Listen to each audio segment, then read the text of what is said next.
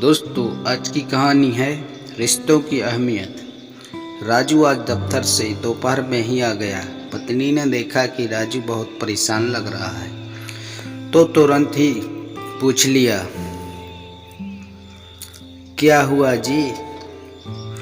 आप ठीक तो हैं ना? हाँ, मैं तो ठीक हूँ। लेकिन क्या? बीच में टोकते हुए राजू की पत्नी नीता ने पूछा। राजू के माथे पर चिंता की लकीरें दौड़ रही थीं और उन्हीं लकीरों पर पसीने की बूंदें ऐसे तैर रही थीं मानो कुछ लिखकर बयान करना चाहती हूँ। आप कुछ बोलते क्यों नहीं? नीता ने एक बार फिर से पूछा, लेकिन राजू अभी भी जवाब देने की हालत में नहीं लग रहा था। फिर भी उसने हिम्मत करके बताने की कोशिश की, तुम्हारे पापा का फोन आया था, सब ठीक तो है ना? बीच में टोकते हुए उसकी पत्नी बोली, हाँ सब ठीक है, बस वो कह रहे थे कि चेतन का उनसे झगड़ा हो गया है और वो उनसे अलग होकर रहना चाहता है। चेतन का तो दिमाग खराब हो गया है। अभी शादी को 4 दिन भी नहीं हुए और माँ बाप से अलग होने की बात कर रहा है। गुस्से में नीता बोली। उसे शांत करने के लिए राजू ने उसे समझाने की कोशिश की, हो सकता है चेतन सही हो, तुम्हारे माता पिता ने ही कुछ गलत किया हो। आप भी क्या बात कर रहे हैं? मैं बचपन से जानती हूँ अपने माँ बाप को, वो गलत नहीं हो सकते। जिन्होंने मुझे पाल पोस कर इतना बड़ा किया, क्या तुम्हें लगता है वो गलत हो सकते हैं? लेकिन हम इसमें क्या कर सकते हैं? मुझे अभी जाना है चेतन के पास। उससे पूछूंगी मैं कि उसकी ऐसा करने की हिम्मत कैसे हुई। लेकिन क्या इस समय जाना सही होगा? ये सब मैं नहीं जानती। मुझे जाना है तो जाना है बस। इस स्थिति में राजू नीता को किसी भी तरह नहीं रोक सकता था, इसलिए उसने उसके साथ जाना ही ठीक समझा। नीता और राजू की शादी को 8 महीने हो चले थे। चेतन नीता का भाई था। उसकी शादी को अभी 3 ही महीने हुए थे। नीता अपने मायके पहुंची। अभी राजू कार में से उतर ही रहा था। इतनी देर में तो नीता दरवाजे से घर के अंदर भी दाखिल हो गई। ड्राइंग रूम में नीता के पिता बैठे थे।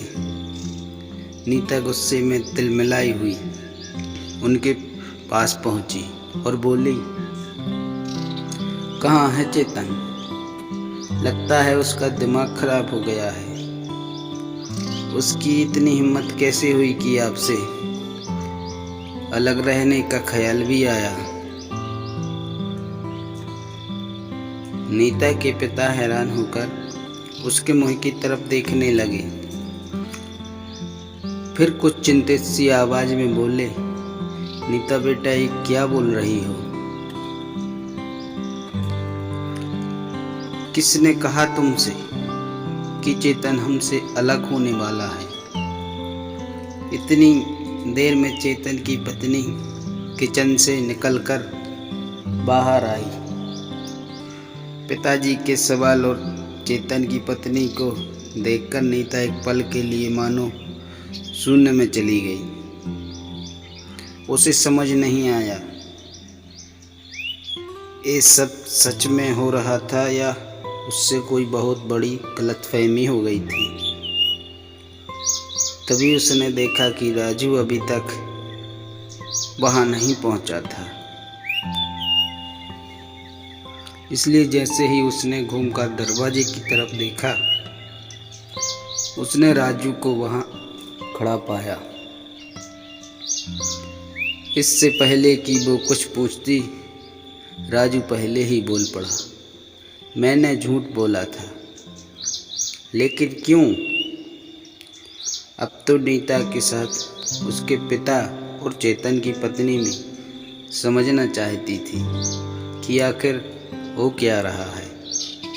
इतनी देर में नीता की माँ भी अपने बेडरूम से निकलकर बाहर आ गई, क्योंकि मेरे माँ बाप भी गलत नहीं हो सकते।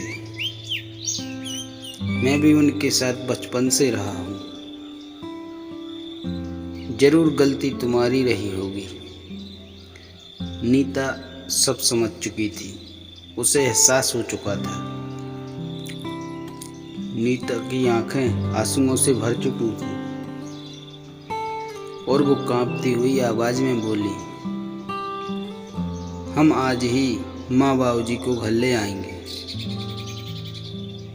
लेकिन वो गए ही कहाँ हैं? क्या मतलब? मुझे पता था तुम्हें रिश्तों की अहमियत जल्दी समझ आ जाएगी, इसलिए मैं उन्हें बड़ी दीदी के यहाँ छोड़ दिया था। तुम्हारे घर जाने से पहले वो घर पहुंच जाएंगे। आप भी ना। नीता ने राजू को गले से लगा लिया। फिर दोनों अपने घर को चल पड़े। बस यही है रिश्तों की अहमियत।